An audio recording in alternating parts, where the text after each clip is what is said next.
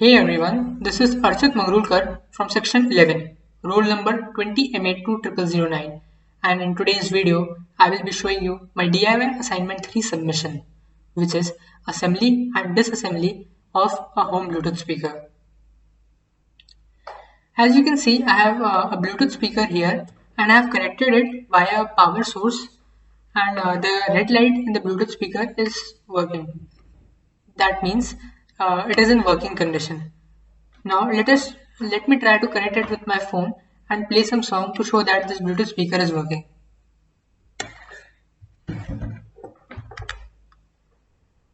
I've already made the Bluetooth connection with my phone, and I'll be playing the song to see if the speaker works or not.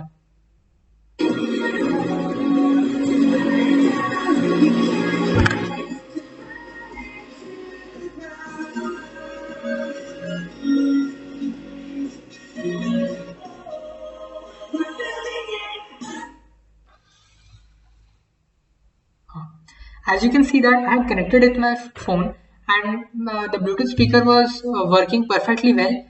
Now let us try to disassemble it and reassemble it and then see what happens.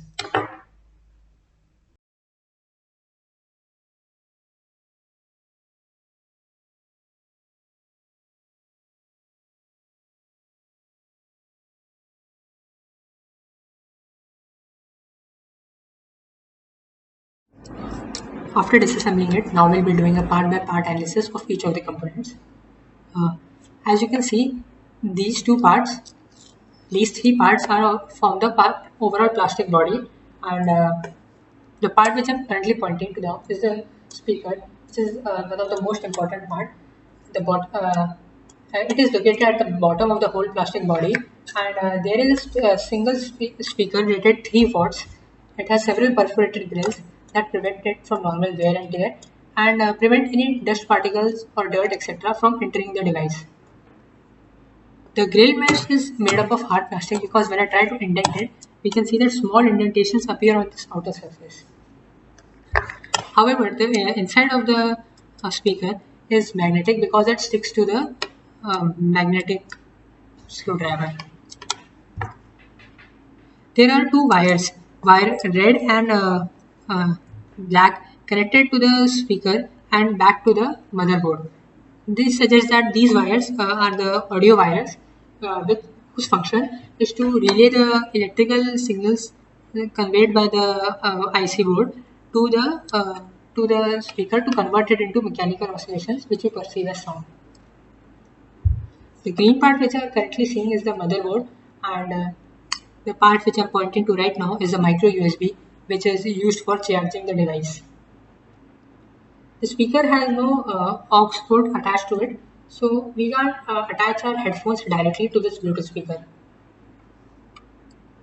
The part which you can see placed in a silver foil is the lithium ion battery. This battery is used in most of the electronics nowadays because it is very cheap. This small battery is of 1000 mAh, and it is soldered to the breadboard via using the red and the white wires. This battery can be used again and again, means once the battery gets discharged, we can connect it to the external supply of voltage and recharge it again. The part marked by B is the Bluetooth IC.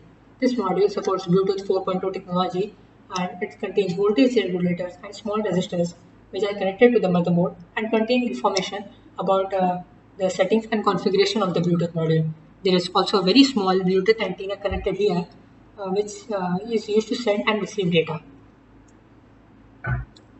Earlier, there was a black foam box present in the middle of the board whose function was to make connections and to ensure that all the components, the batteries, etc., are in place and do not move related to each other. On removing this black foam box, we can see that there are two small components. There are two small black components, 1 and 2. The bigger black component is the audio amplifier, which is usually the stereo amplifier that supports up to outputs up to 1 wattage. The second component is the output amplifier, which is indirectly connected to it and serves similarly by increasing the output amplitude of the electric signal wave.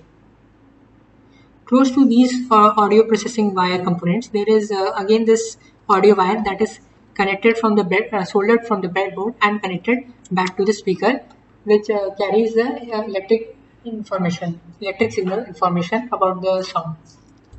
Now, coming to the failure mechanism, there can be many possible failure mechanisms, such as when we connect an external voltage greater than the limiting value, then the internal circuitry may get damaged and signal processing may not take properly. Second, the Bluetooth antenna here somehow gets damaged internally, and it's not able to receive the data. As it is not able to receive the data, it won't transmit or process any further signals or generate the sound.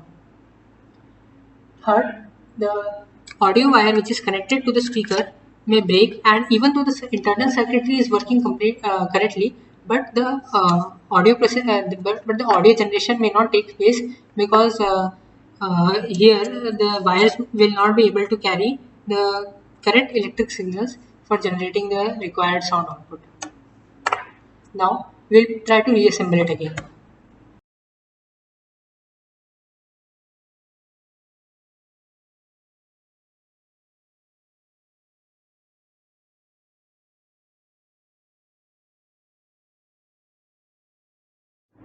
In the previous video, we saw the DIY disassembly of this Bluetooth speaker. Now we have reassembled it. Let's see if it's work. Let me connect the micro USB wire to it. You see the red light is connecting. That means it is charging properly. And now let me connect it to my phone to see if the music plays or not.